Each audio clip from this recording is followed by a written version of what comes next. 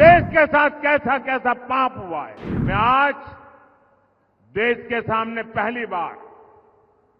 एक दिलचस्प तथ्य आपके सामने रखना चाहता हूं कि जब इंदिरा जी नहीं रही और उनके बेटे राजीव गांधी जी को ये प्रॉपर्टी मिलने की थी, लिख करके गई थी, उस समय के प्रधानमंत्री श्रीमान राजीव गांधी ने अपनी संपत्ति बचाने के लिए पहले जो इनहेरिटेंस कानून था उसको समाप्त किया। जरा ध्यान से सुना जाए, आप भी ध्यान से सुनिए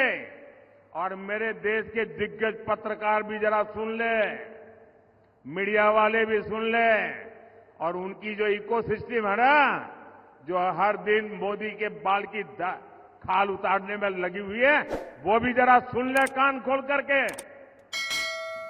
देश के साथ कैसा कैसा पाप हुआ है। मैं आज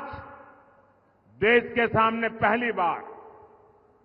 एक दिलचस्प तथ्य आपके सामने रखना चाहता हूं।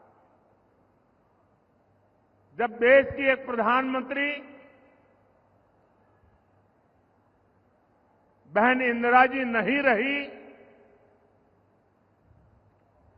तो उनकी जो मिल्कत थी,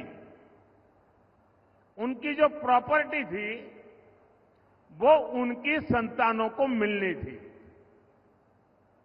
लेकिन पहले ऐसा कानून था कि वो उनको मिलने से पहले एक हिस्सा सरकार ले लेती थी। कांग्रेस ने पहले ऐसा कानून बनाया था। तब चर्चा थी और व्यापक रूप से चर्चा थी कि जब इंदिरा जी नहीं रही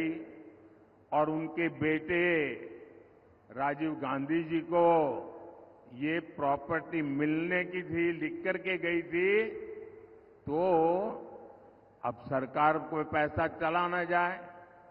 प्रॉपर्टी को बचाना था, तो इन्होंने क्या कर दिया, उस प्रॉपर्टी को बचाने के लिए अपनी माता इंदिरा गांधी से मिले हुए पैसों को बचाने के लिए उस समय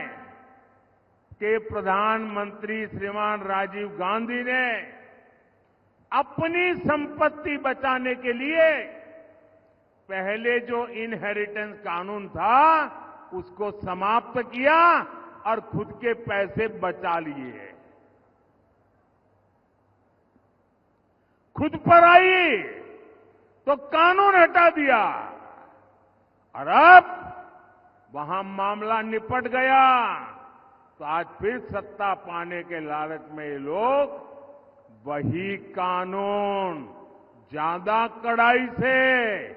वापस लाना चाहते हैं। बिना टैक्स के अपने परिवार की 4 पीढ़ियों की अकूत धन दौलत हासिल करने के बाद अब ये लोग